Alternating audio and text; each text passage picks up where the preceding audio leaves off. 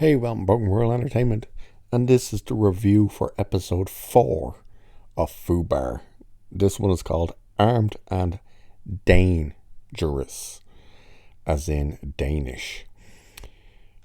So, we finished last week with the guy, Nick, catching Emma trying to steal the files, borrows files.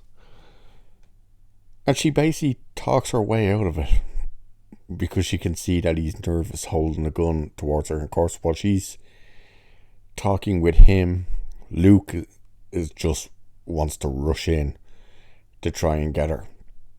So Elise, Rue, and Alden, I keep calling him Aldo, it's Alden is his name.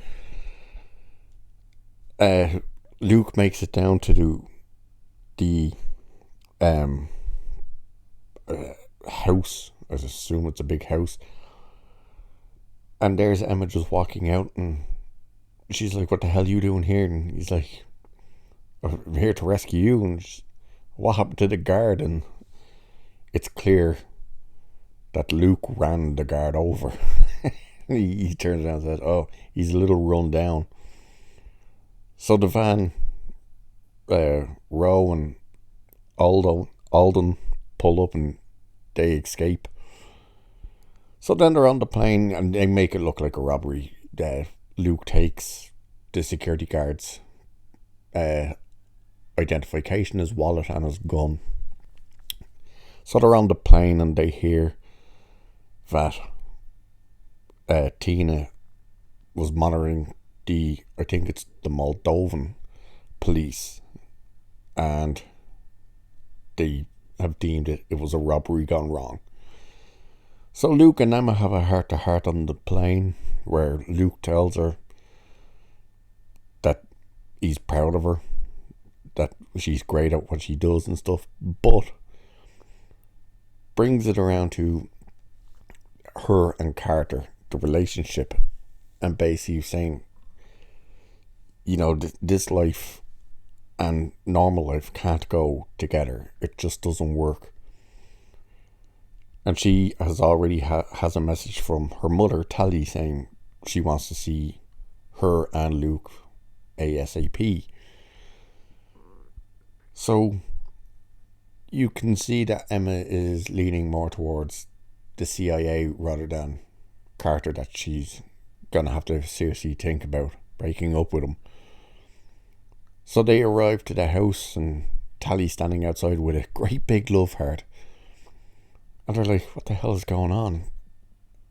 And Carter comes jumping through the love heart with a violin case. He's bought Emma a really expensive violin and proposes to her.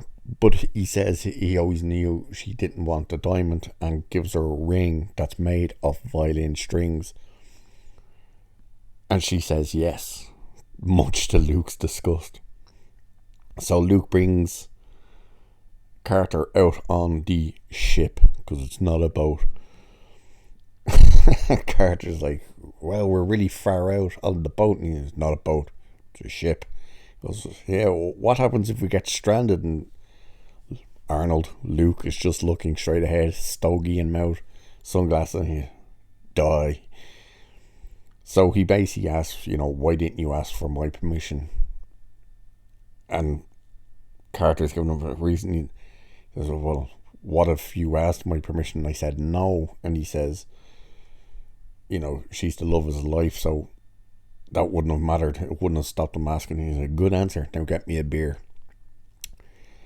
Then we go to Borrow, and Borrow has the nuclear physicist, I believe he is, and he tells him that the material they got from the train wasn't enough, but it is still viable, but he would need a small nuclear reactor.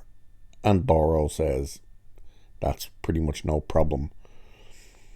Then we go to a bit of what you think is going to be an undercover mission, and it's not. It's in fact a party for an engagement party where all the gang are introduced to Tally as Emma's work colleagues, and Emma's feeling a bit frisky and tries to get it on with Carter right on the landing, the upper landing, because she's starting to get a bit of a taste for the thrill. Barry, of course, is not happy because the cake, once again, does not have crunchies in it. And he's trying to chat up Tina. We meet Carter's parents, who are now selling a unisex, was it vegan or something, bikini wax that now has CBD in it. And they tell Arnold, Luke, like, well, yeah, there's nothing to lose by using it. And he just says, except your dignity, which they think was funny. And then we go to possibly the funniest scene in the episode. Emma and Luke are with Dr. Pfeiffer, aka Dr. Pepper. And Luke is talking about how Emma told him, they had a heart-to-heart on the plane and told him that she's more into the CIA and was going to break up with Carter. An hour later, she's engaged. They have a bit of an argument, and Dr. Pfeiffer pulls out 2 puppets, one of Luke and one of Emma. And he gives the Luke one to Emma, and he gives the Emma one to Luke. And Emma's like, this is stupid. It's never going to happen. And of course, Arnold just goes straight into it, and he doing her voice, saying how she think, and like he's meant to be her, obviously saying, my dad thinks I'm a relic because everyone's a relic that wasn't born before 1992 and all this stuff. And then of course Emma goes in with Arnold's voice saying how he knows everything because he's got muscles, and it's just a fun scene.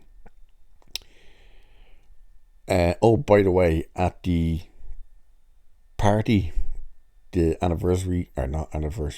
engagement party, Tally tells Luke that she quit her job and he hires her to work at Mary Fitness, which of course we all know is the cover for their operations.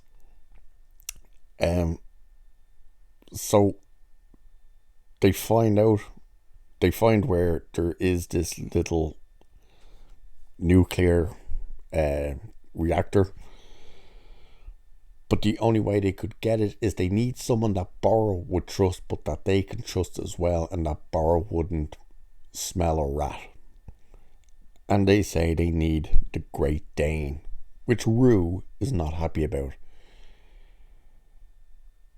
And they ask, well, Emma asks, like, who's the Great Dane, and to kind of explain to her. And Rue explains why. Well, we don't actually find out just yet why she's not happy about them getting the Great Dane, but he's in a Turkish prison, and the problem they have is if they take him out, there has to be someone in the cell to push his tray out, so they think there's someone in the cell. But the other problem they have is inspections happen at a certain time, but the inspections are random, so you don't know whose cell blocks are going to get checked. And Barry volunteers, pretty much to impress Tina, to be the one to go into the cell, which Luke's not happy about. We then go back to Mary Fitness, and they're supposedly twins. One is fat and one is not. One is in shape. They're meant to be the competitors to Mary Fitness. The twins something fitness, they're called. And they want to know where Mary's Fitness gets all its accolades and stuff, and wants to see the books. And Tally, of course, tells them how about they leave the shop, or she calls the cops. And now we find out why Rue isn't happy about the Dane. Apparently, he shot her toe off, which he shows to Emma and Alden and Barry while they're all eating. She's got a stump apparently where the toe was, but it's got a nail. So she has 9 toes but 10 nails. And she says there's not even enough there to hold a flip-flop, and says at this point it's just a flop-flop. So they have their meeting, what the plan is, how they're going to get the Dane out and whatnot, and Luke has a chat with Alden, knowing that he's starting to get a bit close with Emma, that he seems to be trying to hook up with Emma. So now we're on the plane going for the mission. And Barry wants to back out, and Emma's like, they have to do a bait and switch, and Emma's like, do you not want to do it? I'll do it. And he's like, yeah. And she's like, yeah. And she puts her 2 hands up to give him double high five, and he does it.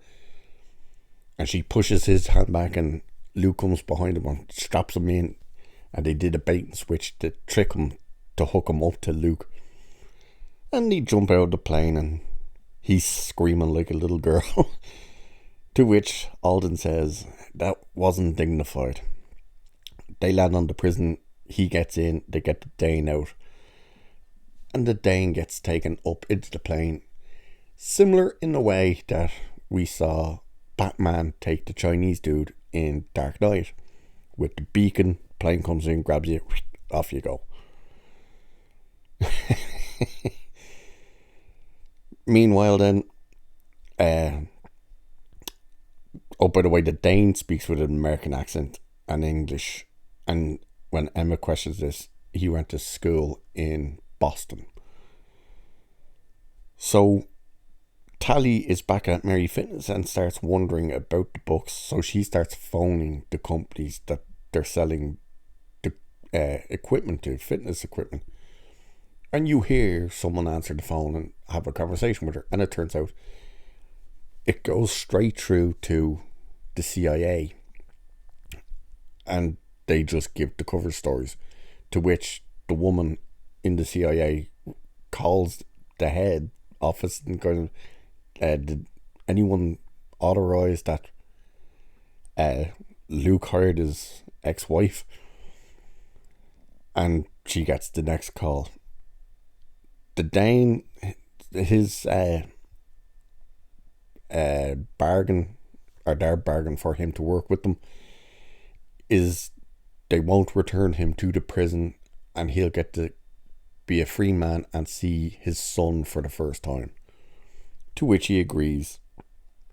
But things go wrong.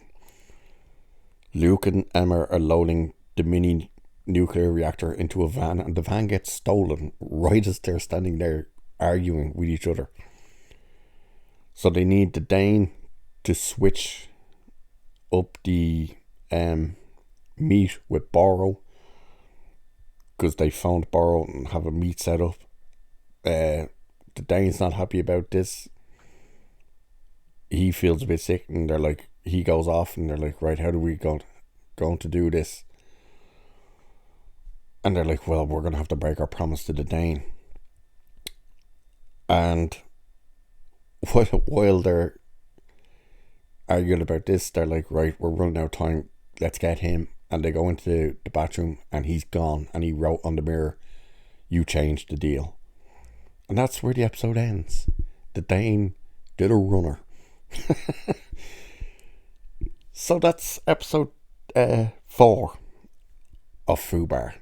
Another good episode, another funny episode. That line of the flop is hilarious.